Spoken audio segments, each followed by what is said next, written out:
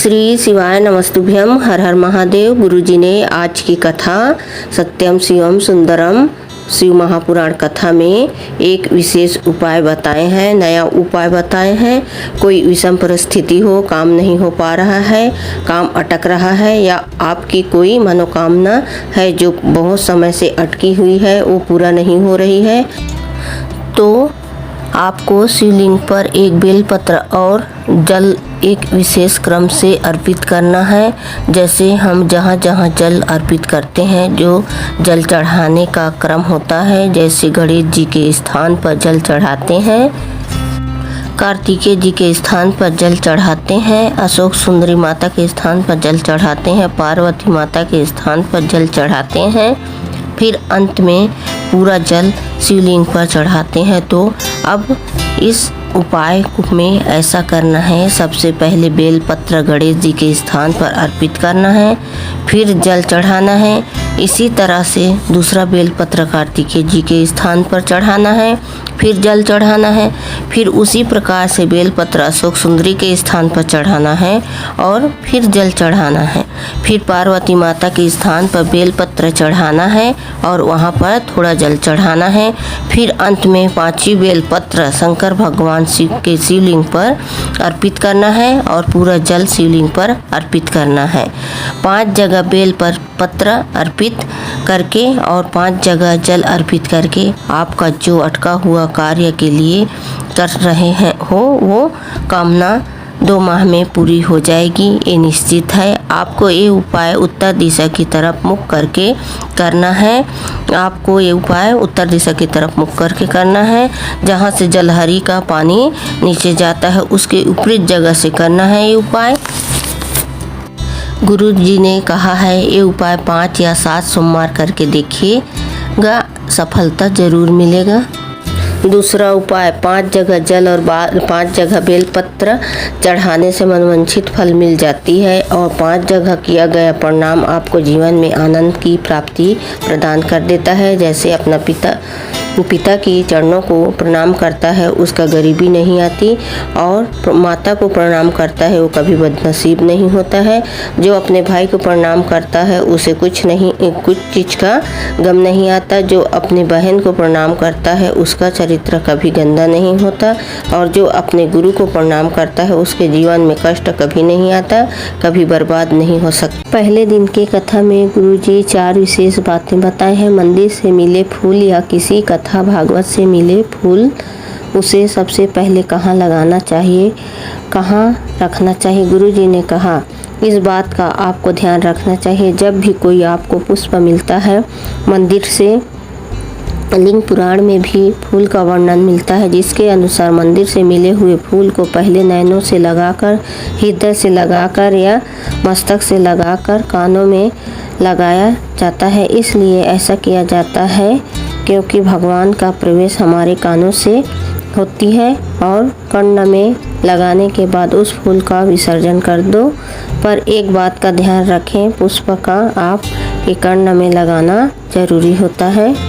दूसरा विशेष बातें, कान का छेद और नाक का छेद का मर्यादा का प्रतीक है। अगर कोई अच्छा बोले तो आपके कान के छिद्र से अंदर कर लेना, और कोई बुरा बोल रहा है तो निंदा कर रहा है, अपशब्द बोल रहा है, तो वो कान के बाली का जो छिद्र होता है उससे बाहर निकाल देना है। तीसरा विशेष बातें, जिस घर के बेटे बेटियों को अपने पिता के शब्द बुरे लगने लगे, माता के शब्द बुरे लगने लगे, भाइयों बहनों के शब्द बुरे लगने लगे, और दूसरों के शब्द अच्छा लगने लगे, दोस्तों के शब्द अच्छा लगे, तो ये बात निश्चित है आपके जीवन का विनाश होने वाला है, ये निश्चित है। चौथा विशेष बातें, 5 जगह जल और बेलपत्र चढ़ाने से मनवांछित फल मिल जाती है, और 5 जगह किया गया प्रणाम आपको जीवन में आनंद की प्राप्ति प्रदान कर देता है। जैसे अपना पिता की चरणों को प्रणाम करता है, उसको गरीबी नहीं आती है, और माता को प्रणाम करता है, वो कभी बदनसीब नहीं होता है। जो अपने भाइयों को प्रणाम करता है, उसे कुछ चीज़ का गम नहीं आता। जो अपने बहन को प्रणाम करता है, उसका चरित्र कभी गंदा नहीं होता, और जो अपने गुरु को प्रणाम करता है, उसके जीवन में कष्ट कभी नहीं आता, कभी बर्बाद नहीं होता, हो सकता। आज की कथा सत्यम शिवम सुंदरम शिव महापुराण कथा में गुरुजी ने 12 जानकारियाँ और 3 विशेष उपाय बताए हैं। आप इस वीडियो से आज की कथा की पूरा जानकारियाँ ले सकते हैं।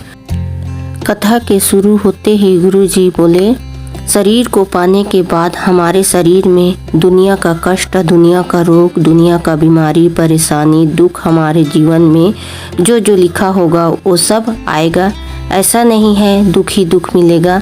शिव महापुराण की कथा कहती है, जैसे दिन होती है, रात होती है, उसी तरह दुख होता है, सुख होता है। जो भी दुख और सुख में भगवान का गुणगान कर लिया, भजन कर लिया, उसकी ज़िंदगी सार्थक हो जाती है और उसका जीवन आनंदित हो जाती है। आज की कथा का दूसरी जानकारी, बच्चों को बुरी नज़र से बचाने के लिए प्रयास करते हैं। काला धागा बांधते हैं तो नज़र लगने से बचा लेते हैं। बुरी संगत से बचाने के लिए बच्चों के गले में एक रुद्राक्ष की माला गले में बांध दें या तुलसी की माला पहना दें, वो बुरी संगत से बच जाएगा। और अपने बच्चों को बुरी नज़र से बचाने से ज़्यादा ज़रूरी है अपने बच्चों को बुरी संगत से बचाना ज़रूरी है। आज की तीसरी जानकारी, अगर आप सुंदर हो तो लुच्चों की नज़र होगी, गले में चैन होगी तो चोर की नज़र होगी, और गले में रुद्राक्ष होगी तो मेरे महादेव की नज़र होगी, ये निश्चित है।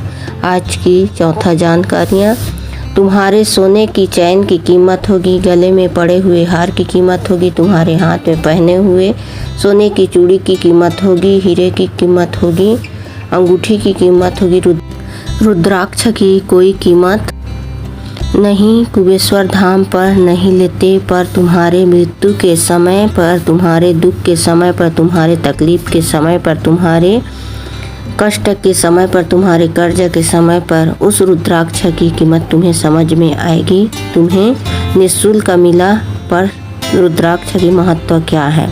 आज की 5वां जानकारी, जो माता पिता अपने बच्चों के हाथ पकड़कर मंदिर तक लेकर जाते हैं, जो माता पिता अपने बच्चों से 1 लोटा जल महादेव पर चढ़वाते हैं, जो माता पिता अपने बच्चों से को सत्संग तक ले आते हैं, जो माता पिता अपने बच्चों को कथा तक लेकर आते हैं, तीर्थ तक लेकर आते हैं, छोटे बच्चों को अपने बचपन में मंदिर का दर्शन कराया, बुढ़ापे में वही बच्चा बूढ़े माता पिता को तीर्थ करा देते हैं, निश्चित है। आज की 6वां जानकारी, क्रोध आने के 2 समय गुरुजी ने बताए। पहला गुस्सा सुबह उठते ही 11 बजे तक रहता है और दूसरा गुस्सा का समय शाम 6 बजे से 9 बजे तक रहता है। तो आपको इस समय में गुस्सा नहीं करना है। गुरुजी ने कहा है सभी से एक नियम बना लेना, हम गुस्सा करेंगे तो दोपहर के समय 12 बजे से शाम 5 बजे के बीच में करेंगे। आपको ऐसा नियम अपने जीवन में बना लेना है। आपको कोई कुछ बोले कुछ कहे तो गुस्सा नहीं करना चाहिए। 7वां जानकारियाँ, बच्चों को मार कर सीधा कर रहे हैं तो कोई मतलब नहीं, बच्चों को मार कर सही मार्ग पर ला रहे हैं तो कोई मतलब नहीं। सास बहू को और बहू सास को अपशब्द बोलकर सही कर रही है तो इसका भी कोई मतलब नहीं। हम तो प्रेम से सामने वाले को समझाकर सही मार्ग में लाना है जिसमें सही हो। आज गुरुजी एक विशेष उपाय बताए। जो जगह आपको जल चढ़ाना है, 2 जगह आप जल चढ़ाना शुरू कर दो। 3 महीने लगातार जल चढ़ाना शुरू कर दो। आज के कथा का विशेष उपाय है, बताएं गुरुजी, ध्यान से सुनिएगा। जीवन में कितनी भी तकलीफ क्यों ना हो, जीवन में कितनी भी परेशानी क्यों ना हो, गुरुजी ने कहा अगर आप ठेला लगा रहे हो या बड़ा बिजनेस या नौकरी कर रहे हो तो आपको 2 जगह जल चढ़ाना शुरू कर देना है। अब आपको 2 जगह जल चढ़ाने के लिए 2 कलश जल नहीं चढ़ाना है। एक कलश में से जल भर लेना है और उस कलश का जल आप शिवलिंग पर चढ़ाना है। दूसरे जगह उसी कलश का थोड़ा सा जल बचा लेने के बाद बेलपत्र के पेड़ के नीचे चढ़ाना है। अर्थात आपको शिवलिंग और बेल वृक्ष में जल चढ़ाना शुरू कर देना है, पर एक ही लोटा का जल दोनों जगह चढ़ाना है। और इस बात का भी ध्यान रखना है, बेलपत्र के पेड़ जिसमें आप जल चढ़ा रहे हो वो इतना बड़ा होना चाहिए जिसका छांव आप पर आ रही हो। उसी पेड़ पर आपको जल चढ़ाना है। ये जल आपको रोज 3 माह तक चढ़ाना है। रजस्वला धर्म आने पर आप रजस्वला धर्म के बाद वापस जल चढ़ाना शुरू कर सकते हैं। आज का 9वां जानकारी, गुरुजी एक विशेष जानकारी दिए हैं। हमें बेल पेड़ से किस तरह बेलपत्र तोड़ना चाहिए। अब बेलपत्र के पेड़ के बाजू में खड़े हो जाएं और अपने दोनों हाथ ऊपर करेंगे तो बेलपत्र के पेड़ आपके हाथों से ऊपर होना चाहिए, तो ही आपको उस बेलपत्र का पेड़ के पत्तियां तोड़ना चाहिए। अगर बेलपत्र का पेड़ छोटा है तो आपको उस बेलपत्र के पेड़ से पत्ता नहीं तोड़ना चाहिए। भूल करके भी उस बेलपत्र के पेड़ से पत्ता नहीं तोड़ना चाहिए। जब आप उससे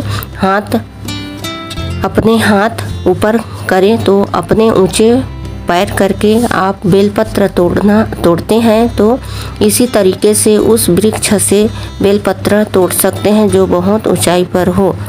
10वीं जानकारी, जीवन में बहुत उलझन चल रही हो, जीवन में बहुत कष्ट चल रहा हो, परेशानियां चल रही हो, कुछ समझ नहीं आ रहा है तो आपको बस एक कार्य करना शुरू कर देना। आपके गले में एक रुद्राक्ष है, उस रुद्राक्ष को स्पर्श करते हुए उसको पकड़ लीजिए और श्री शिवाय नमस्तुभ्यम मंत्र का स्मरण करना शुरू कर दें। आप स्वयं देखेंगे आपके अंदर विश्वास बढ़ेगा और आपको उलझनों से बाहर निकलने का रास्ता दिखाई देने लगेगा। आप ऐसा तब भी कर सकते हैं जब आप दुकान में बैठे हों, कोई ग्राहक नहीं आ रहा है, कोई काम नहीं मिल रहा है, व्यापार अच्छा नहीं चल रहा है, तो भी आप दुकान में बैठे बैठे रुद्राक्ष को स्पर्श करते हुए श्री शिवाय नमस्तुभ्यम मंत्र का स्मरण करें और आप धीरे धीरे मंत्र जाप करना है, आराम से करना है। फिर देखना कैसे आपके काम में उन्नति देखने को मिलेगी। प्रैक्टिकल करके ज़रूर देखिए।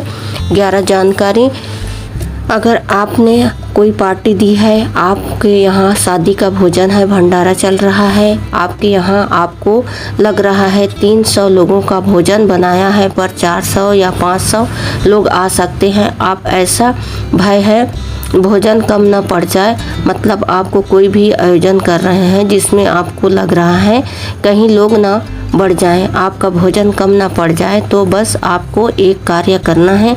एक चावल का दाना आपको शिव मंदिर लेकर जाना है और कुबेर भंडारी का नाम लेते हुए शिवलिंग पर अर्पित कर देना है और उस शिवलिंग पर चढ़े हुए चावल को वापस उठाकर लाना है और अपने भोजन जो बनाया है उसमें डाल देना है। बस आपको इतना कर देने से वो भोजन कितना भी लोग हो जाए कभी कम नहीं होगा। 12वां जानकारी, 3 जून को किए जाने वाला विशेष उपाय, यदि घर में धन संपदा की कमी है, धन संपदा नहीं आ रही है तो आपको एक विशेष उपाय करना है। 3 जून शाम के समय पीपल के वृक्ष के नीचे एक घी का दिया लगाना है। घी के दिए में आपको गोल बाती का प्रयोग करना है। घी का दिया होना चाहिए। आप दिया लगाते समय पिपलेश्वर महादेव का नाम स्मरण कर सकते हैं या श्री शिवाय नमस्तुभ्यम भी बोल सकते हैं। जो व्यक्ति शनिवार के दिन पीपल वृक्ष के नीचे एक घी का दिया लगाता है उसके यहाँ कभी भी धन संपदा की कमी नहीं होती है। आज का वीडियो आपको अच्छा लगा होगा तो लाइक जरूर करिएगा। आज की कथा 3 जून सत्यम शिवम सुंदरम शिव महापुराण कथा में गुरुजी ने 7 जानकारियाँ 3 उपाय बताए और आज के कथा में गुरुजी क्या बताए जानिए। पहला जानकारी, गुरुजी कथा के शुरू में बताए समझदार और चालाक व्यक्ति में अंतर बताए कि चालाक वो होता है जो झूठ प्रपंच कई प्रकार से अपने व्यापार को आगे बढ़ाने का प्रयास करता है। चालाकी में गलत चीज़ें भी शामिल हो जाती है, बल्कि समझदारी वो है जिसमें कभी भी कोई भी गलत कर्म नहीं होता। समझदार अपने व्यापार को आगे बढ़ाने के लिए हमेशा सही रास्ते का उपयोग करता है, झूठ और फरेब का सहारा नहीं लेता है। समझदार नहीं ले सकता और ये बात भी तय है। चालाक व्यक्ति को पूरे जीवन में कभी भोलेनाथ प्राप्त नहीं हो सकते, बल्कि समझदार व्यक्ति के हर निर्णय के साथ भोलेनाथ साथ चलते हैं। इसलिए अपने बच्चों को चालाक नहीं बनाना है, समझदार बनाना है। दूसरे के दर्द को कष्ट को समझने वाला समझदार कहलाता है। आज का दूसरा जानकारी, गुरुजी ने कहा आज कथा में लोगों को बुरा लग सकता है पर एक बात कहना चाहूँगा। पहले के समय में व्यक्ति को बैठाया जाता था, चौकीदार को रखा जाता था कि अंदर कोई कुत्ता या जानवर ना आ जाए, और आज के समय में घर के दरवाजे में कुत्तों को बैठाया जाता है कि कोई इंसान अंदर न आ जाए।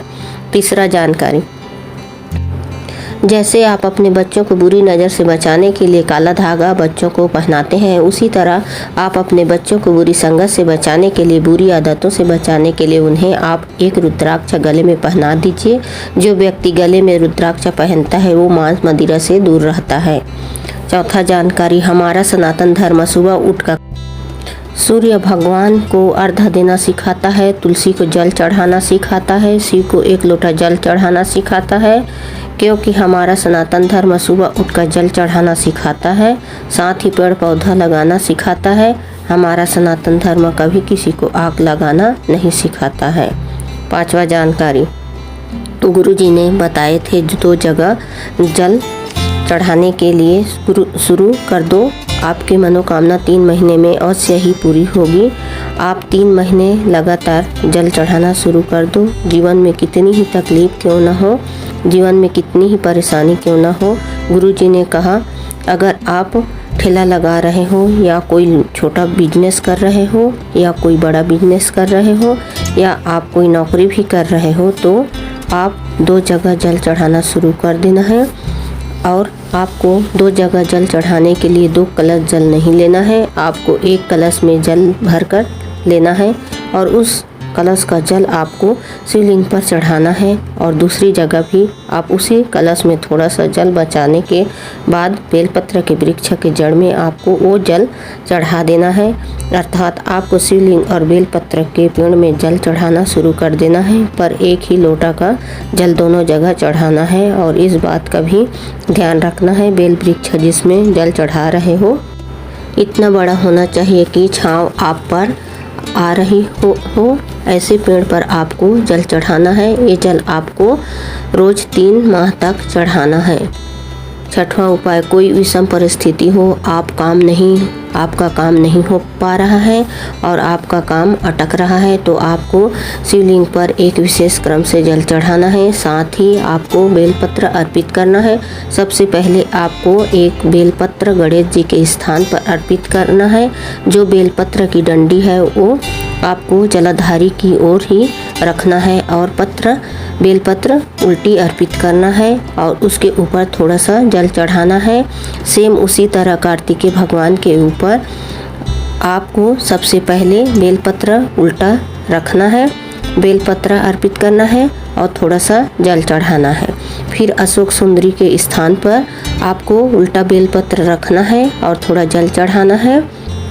और फिर पार्वती माता की कटी भाग जो है उसमें आपको बेलपत्र उल्टा चढ़ाना है और थोड़ा जल अर्पित करना है। फिर महादेव के ऊपर बेलपत्र उल्टा रखना है, चढ़ाना है और फिर जल अर्पित करना है। श्री शिवाय नमस्तुभ्यम मंत्र का उच्चारण करते हुए, स्मरण करते हुए रखना है। ऐसी 5 जगह बेलपत्र उल्टी अर्पित करके, 5 जगह जल अर्पित करके आपको जो अटके हुए काम के लिए कर रहे हो वो कामना आपकी, चाहे आप कोई भी कामना को लेकर कर रहे हैं, कोई मनोकामना है उसके लिए भी ये उपाय कर सकते हैं, वो 2 महीने में पूरी हो जाएगी, निश्चित है। ये उपाय आपको उत्तर दिशा की तरफ मुख करके करना है, जलाधारी से ठीक विपरीत दिशा में बैठकर करना है। गुरुजी ने कहा है आप ये उपाय 5 सोमवार करके देखिएगा, सफलता जरूर मिलेगी, आपकी कामना पूर्ण अवश्य होगी। 7वां जानकारी, कल 4 जून है और दिन है रविवार का। इस दिन रविवार को 1 लोटा जल सूर्य भगवान को अर्पित करना है, सूर्य भगवान को अर्घ्य देना है। अपने हाथ को सीधा रखना है और जल के धार में से सूर्य भगवान का दर्शन करते जाना है और साथ ही सूर्याय नमः मंत्र का स्मरण करना है। इसके बाद आपको जल कलश को धोना नहीं है। उसी लोटा में सोमवार को 5 जून को आपको वही कलश में जल भरकर शंकर भगवान के शिवलिंग पर अर्पित करना है। इसके बाद जलाधारी से जो जल आ रहा है उसमें आपको शूलटंकेश्वर महादेव का स्मरण करते हुए उस जल का आचमन करना है। साथ ही जहां आपको पिंपल है, दाग है, धब्बे है, त्वचा रोग है, सफ़ेद रोग है, जो भी आपको त्वचा संबंधित रोग है वहाँ पर भी वो जल को शूलटंकेश्वर महादेव के नाम से लगाना शुरू कर देना है। कम से कम 5 रविवार इस उपाय को करके देखिएगा। आज चौथे दिन की कथा श्री सत्यम शिवम सुंदरम शिव महापुराण कथा में गुरुजी 8 जानकारी उपाय बताए। कथा का पहला जानकारी, नदी में नहाओ, शरीर में पाँव और कथा में भाव। अगर ये सब दृढ़ है तो शिव मिलेगा, ये निश्चित है। बस शिव पर भरोसा होना चाहिए और आप पूरे भरोसे से 1 लोटा जल भी शिवलिंग पर अर्पित कर रहे हैं तो शिव हाथ जरूर पकड़ लेंगे, ये निश्चित है। दूसरा जानकारी, जब आप 1 लोटा जल घर से लेकर जाओ तो आपके अंदर एक भाव प्रकट होना चाहिए कि मेरे जीवन के सारे कष्ट महादेव के सामने प्रकट करने जा रही हूँ या जा रहा हूँ। जीवन की सारी परेशानी तकलीफ महादेव के सामने छोड़ने के लिए जा रही हूँ। आपके अंदर ये भाव होना चाहिए, मैं अकेली नहीं हूँ, मेरे साथ महादेव कदम से कदम मिलाकर चल रहे हैं। तीसरा जानकारी, शिव मंदिरों में एक मंदिर ऐसा है जहां पर महादेव के सामने नंदी नहीं है। बाकी के सब मंदिर देखेंगे हर जगह नंदी विराजमान होते हैं, पर भारत में एक ऐसी जगह है जहां नंदी विराजमान नहीं है, वो है अमरनाथ की गुफा के महादेव जहां पर नंदी नहीं है। चौथा जानकारी, हर मंदिर के द्वार पर नंदी क्यों बैठे हुए होते हैं? उसका केवल एक कारण है, महादेव अगर मंदिर छोड़कर, साधना छोड़कर, शमशान छोड़कर कहीं नहीं जा पाते हैं तो उन्होंने नंदी से कह दिया है, सभी का दुख मिटाने के लिए तुम्हें उनके द्वार तक पहुंचना है। आप शिवलिंग पर जल चढ़ाते हो, उसका साक्षी होते हैं नंदी भगवान। आज का 5वां जानकारी, हमारे सीहोर कुबेश्वर धाम में केदार शिला रखी है। गुरुजी ने बताया, आपने देखा होगा बहुत बड़ी शिला रखी है। उस केदार शिला के स्पर्श के बहुत महत्व है। जो संतान प्राप्ति के लिए आते हैं वो अपने हाथों में हल्दी लगाकर उसमें दोनों हाथ लगाकर चले जाते हैं अपनी कामना करके, तो संतान प्राप्ति हो जाती है। उसमें आपको दोनों हाथ लगा देना है। और शादी के कामना के लिए आते हैं तो कुमकुम से हाथों का छापा लगा देते हैं। आपके मन में कोई भी मनोकामना हो, आप तो अपने दोनों हाथ केदार शिला पर स्पर्श करो और झोली फैलाओ और चले जाओ। बाबा की कृपा होगी, जो आप चाहोगे वो आपको ज़रूर मिलेगी, निश्चित है। 6वां जानकारी, गुरुजी ने कहा, जब भी आपको महादेव जी से चीज़ मांगने के लिए यह नहीं बोलना है, अगर मेरा यह काम हो गया तो मैं ये कर दूंगी, मैं यह कर दूंगा। भोलेनाथ लालची नहीं है, तुम कुछ करोगे तो तुम पर कृपा करेंगे। भोलेनाथ लालची नहीं है, तुम कुछ करोगे तो तुम पर कृपा करेंगे। तुम उन्हें कुछ नहीं दे सकते, तुम कुछ मांग रहे हो तो झोली फैलाओ और मांगो, सारी दुख काटो हमारा। 7वां जानकारी उपाय, जब कोई विषम परिस्थिति चल रही है और आपका काम नहीं हो रही है और काम अटक रहा है, यह आपकी मनोकामना है जो बहुत समय से अटकी हुई है पर वो पूरा नहीं हो रही है, तो कल 5 जून आषाढ़ का पहला सोमवार है। आपको क्या करना है, 1 कलश जल और 5 बेल पत्ती लेकर शिव मंदिर जाना है। पहली बेलपत्र जो शिवलिंग के जलाधारी में गणेश जी का स्थान होता है, वहाँ पर वो बेलपत्र अर्पित करना है। बेलपत्र आपको उल्टी अर्पित करना है। उसके बाद थोड़ा सा जल आपको गणेश जी के स्थान पर अर्पित करना है। पहले आपको बेलपत्र अर्पित करना है, फिर उसी बेलपत्र पर आपको जल अर्पित करना है। फिर दूसरी बेलपत्र कार्तिक जी के स्थान पर अर्पित करना है और फिर थोड़ा सा जल अर्पित करना है। तीसरी बेलपत्र आपको अशोक सुंदरी माता के स्थान पर अर्पित करना है, फिर थोड़ा जल अर्पित करना है। इसके बाद चौथी बेलपत्र माता पार्वती जी के स्थान पर अर्पित करना है, फिर थोड़ा जल अर्पित करना है। इसके बाद 5वीं बेलपत्र शिव जी के शिवलिंग पर अर्पित करना है और जितना कलश में जल बचा है सभी को श्री शिवाय नमस्तुभ्यम मंत्र स्मरण करते हुए अर्पित कर देना है।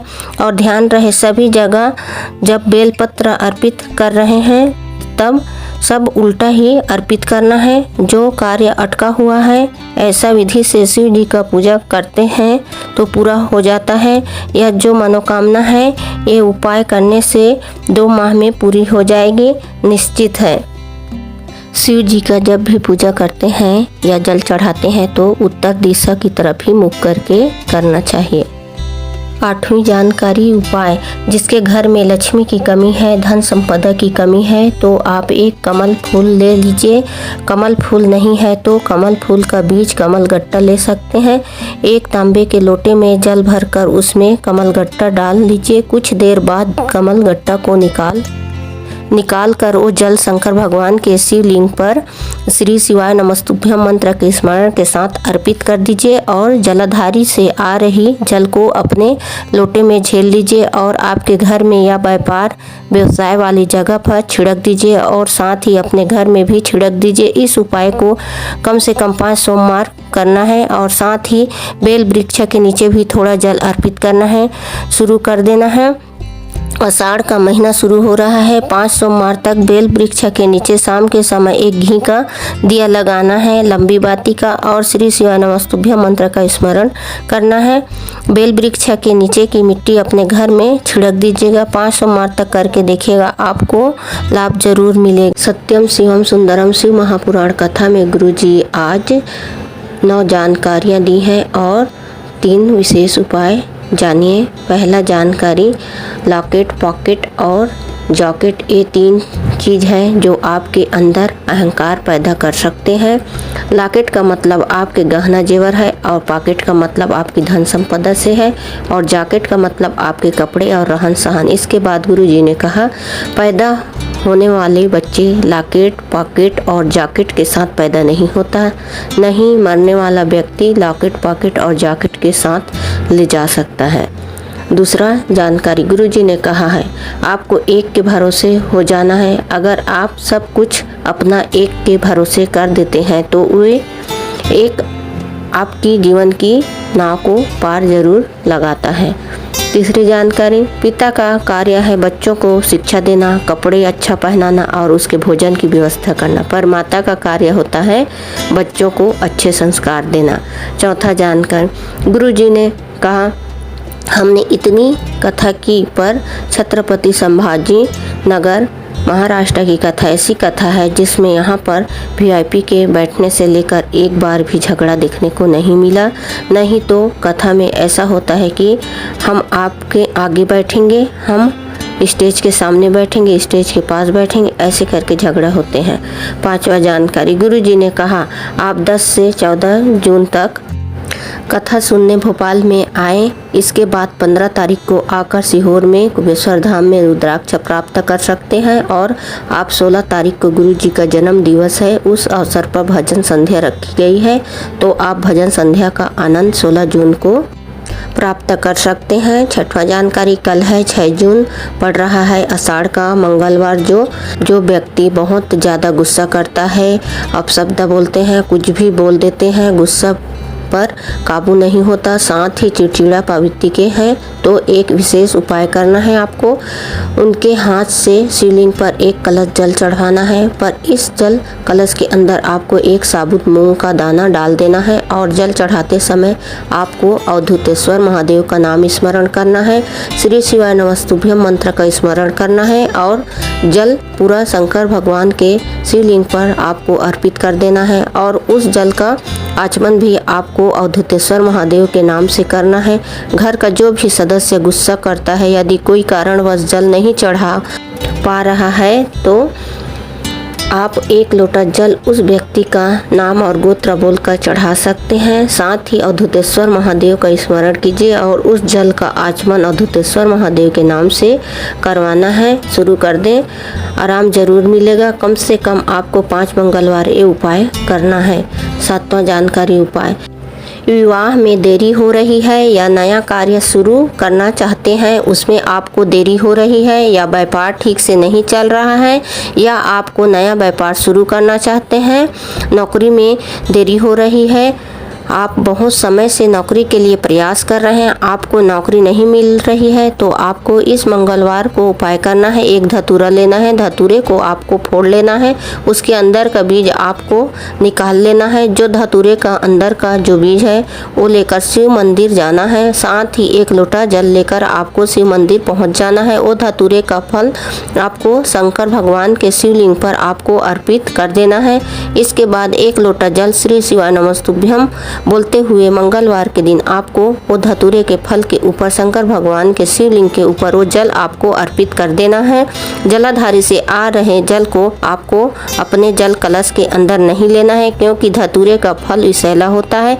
ध्यान रखिए, जब आपको ये उपाय कर चुके हो उसके बाद धतूरे का फल उठा लेना है आपको और विसर्जन कर देना है। आप इसे किसी वृक्ष के नीचे भी विसर्जन कर सकते हैं।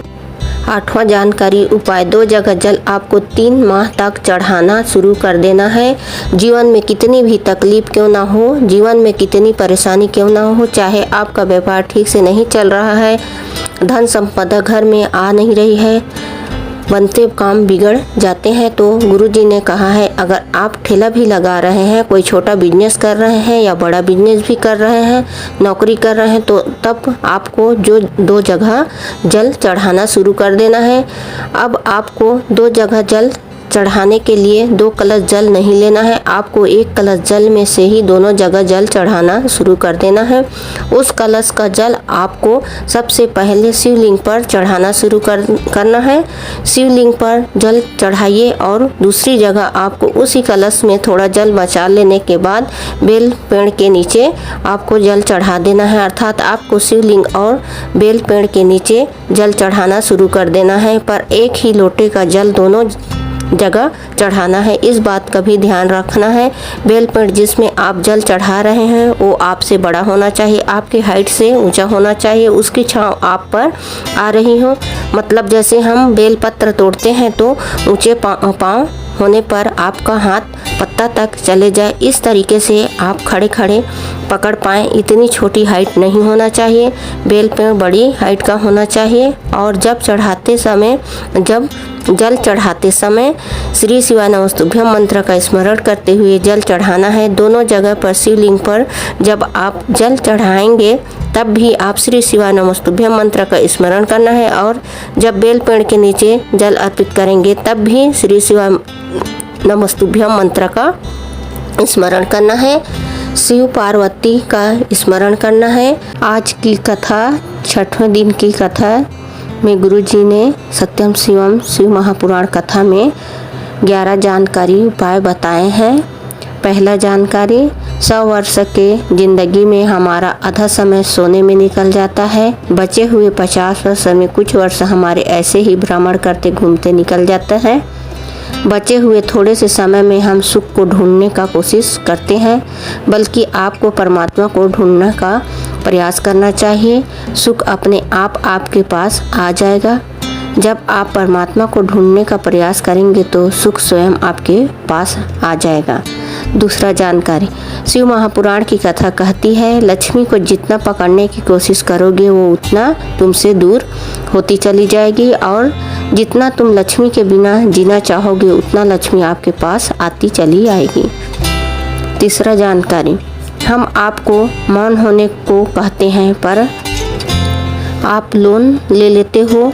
लोन लेकर आप मकान ले लो, गाड़ी ले लो, और जब आपका किस्त भरने की तारीख आएगी आपको जीवन भर परेशानी बने रहेगी कि आपको लोन पटाना है, लोन जमा करना है, मकान की किस्त जमा करना है। करते करते पूरा जीवन निकल जाता है और इंसान थक जाता है और मकान का किस्त पूरी नहीं हो पाती। इसलिए आपको मौन होकर नंदी के पास बैठकर भोलेनाथ के दर्शन करना चाहिए, और अगर आपने दिल से पूरी श्रद्धा से भोलेनाथ के दर्शन कर लिए हैं तो इस मौन दर्शन मात्र कर लेने से आपको कभी भी लोन लेने की ज़रूरत नहीं पड़ेगी, ये निश्चित है। चौथा जानकारी, नंदी के चरणों के स्पर्श करते हुए अगर हम महादेव के दर्शन कर लेते हैं तभी हमारे जीवन का आनंद प्राप्त हो जाता है। अगर आपसे कोई पूछे गुरुजी कौन सा पुराण से बताए, तो आप कह सकते हैं तमिल की तिरुविला आनंद पुराण से प्राप्त की है। पांचवा जानकारी, इस व्यासपीठ से सभी बताई गई जानकारियाँ किसी न किसी पुराण से बताई जाती है। हम किसी भी ऐसे ही बिना लिखित बात नहीं बताते हैं। आपसे जो भी उपाय भी हम आपको बताते हैं वो सभी कोई न कोई पुराण में वर्णित है, जिसके जानकारी हम देते हैं। छठवां जानकारी, गुरुजी ने कहा आपको ऐसा नहीं करना है, आपको मौन होकर नंदी के चरणों के पास बैठ जाएं, बल्कि इसके साथ आपको अपने भी कर्म करते रहना है। व्यापार चलाने का भी बहुत प्रयास करना है। नौकरी या परीक्षा के लिए भी पूरा तैयारी करना है, कड़ी मेहनत करना है। इसके बाद नंदी के पास बैठकर महादेव के दर्शन करना है, तब महादेव की कृपा आप पर बनी रहेगी, निश्चित है। सातवां जानकारी, हर शाम भोलेनाथ प्रदोष काल में नंदी पर सवार होकर अपने भक्तों से मिलने के लिए जाते हैं। यही कारण है भोलेनाथ के मंदिर को मंदिर के जगह शिवालय कहा जाता है। आठवां जानकारी, चाय में शक्कर कम होगी तो चलेगा, कॉफ़ी में शक्कर कम होगी तो चलेगा, पर आपके वाणी में मधुरता मिठास कम नहीं होना चाहिए।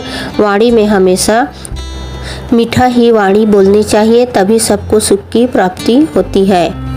नौवां जानकारी, आपके जीवन में दुख तकलीफ आए, बहुत परेशानी हो गए हों, बीमारियों ने घेर लिया है, दवाइयाँ शरीर में नहीं असर कर रही है, जीवन में कुछ समझ नहीं आ रहा है, क्या करें क्या ना करें, तो आपको एक कार्य करना शुरू कर दो।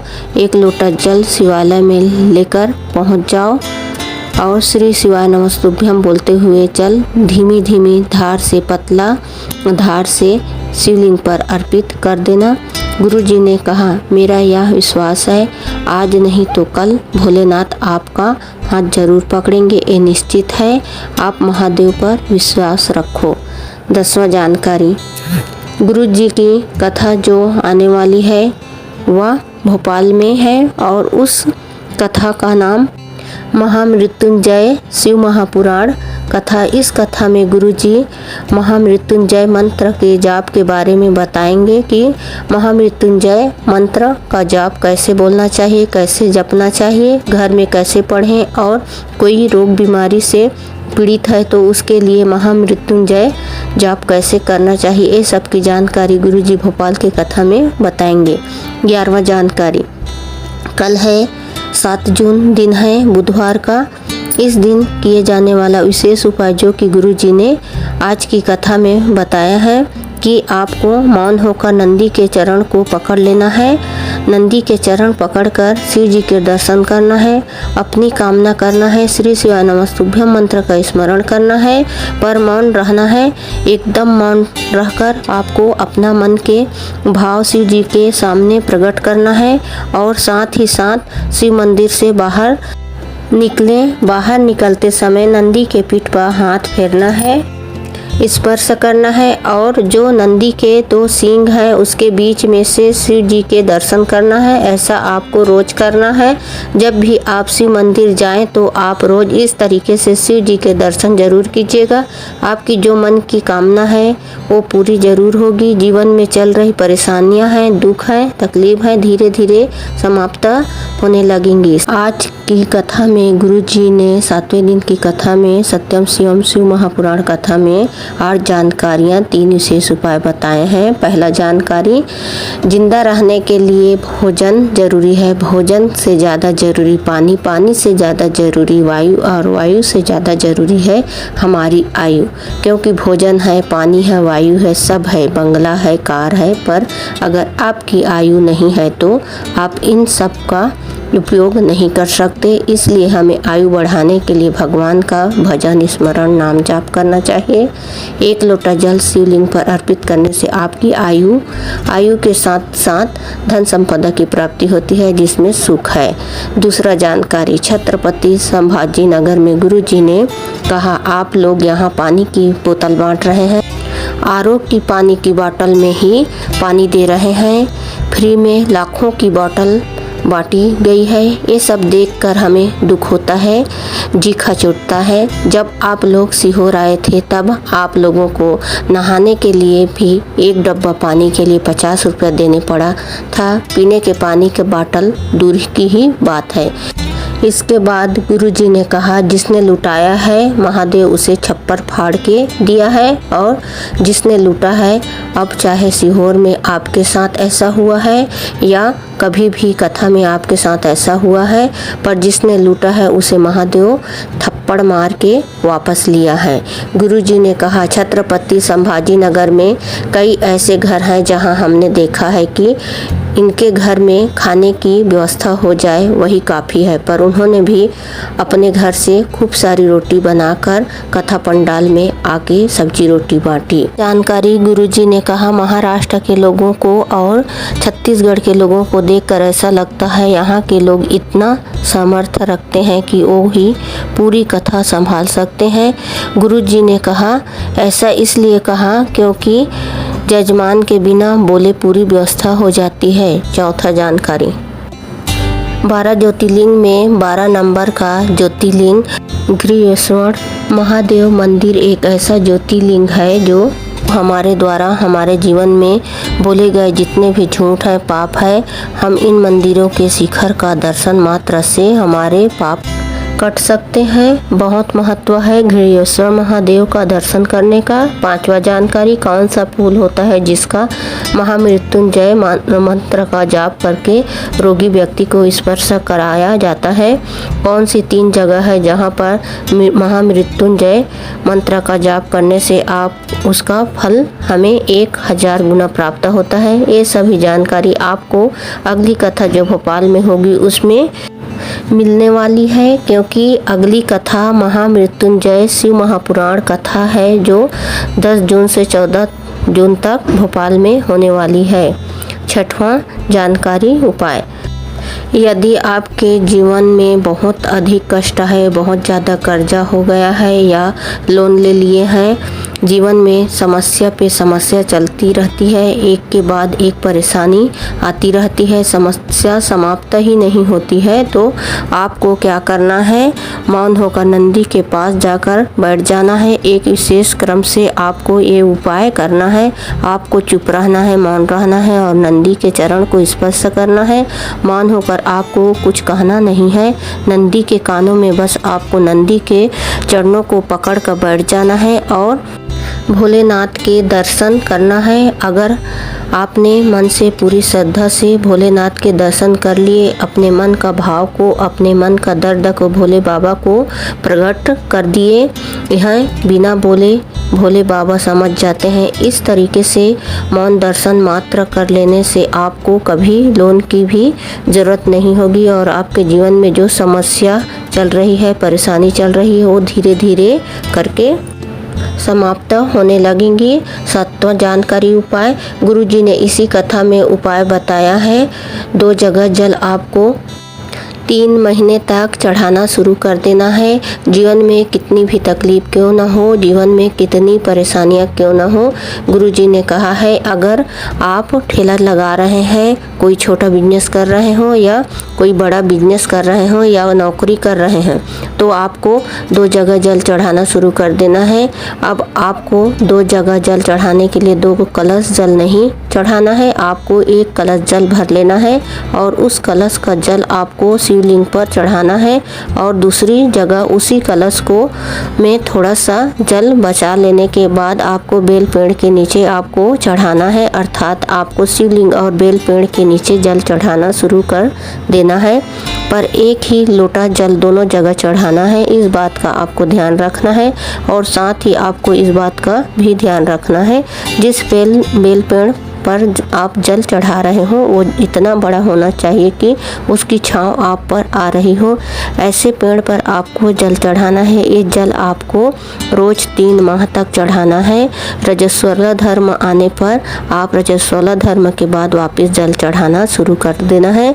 अपने जीवन में स्वयं अंतर देखने को मिलेंगे। 8वां जानकारी उपाय, गुरुजी ने इसी कथा में एक और उपाय बताए हैं जो इस प्रकार है। ये उपाय आपको जब करना है जब कोई विषम परिस्थिति आ रही हो और कोई कार्य अटक रहा हो या आपकी कोई मनोकामना पूरी नहीं हो रहा है, बहुत लंबे से समय से अटकी हुई है जो पूर्ण नहीं हो रही है, तो आपको ये उपाय को करना है। इस उपाय को करने के लिए आपको 5 बेलपत्र 1 लोटा जल की आवश्यकता होगी। वो 5 बेलपत्र एक विशेष क्रम से शिवलिंग पर अर्पित करना है। सबसे पहले बेलपत्र जलाधारी में जो गणेश जी का स्थान है वहाँ पर अर्पित करना है। उल्टी बेलपत्र अर्पित करना है और थोड़ा सा जल अर्पित करना है। उसी बेलपत्र के ऊपर गणेश जी के स्थान पर और बेलपत्र की डंडी जलाधारी की ओर होना चाहिए। दूसरी बेलपत्र आपको कार्तिकेय जी के स्थान पर अर्पित करना है और थोड़ा सा जल अर्पित कर देना है। तीसरी बेलपत्र अशोक सुंदरी माता के स्थान पर अर्पित करना है और थोड़ा सा जल चढ़ा देना है। चौथी बेलपत्र आपको माता पार्वती जी के हस्त कमल कटी भाग वहाँ पर अर्पित करना है और थोड़ा सा जल आपको माता पार्वती के हस्त कमलों में चढ़ा देना है। इसके बाद जो 5वीं बेलपत्र है वो शिव जी के शिवलिंग पर अर्पित कर देना है। बेलपत्र की डंडी जो जलाधारी की ओर होना चाहिए और जितना कलश में जल बचा है पूरा जल आपको शिवलिंग पर श्री शिवाय नमः शुभ्यम मंत्र का स्मरण करते हुए अपने मन की कामना कहते हुए अर्पित कर देना है। जब ये उपाय करें, बेलपत्र अर्पित करें, तब आपका मुख उत्तर दिशा की ओर हो। इस तरीके से आपको बेलपत्र अर्पित करना है। ये उपाय करना है।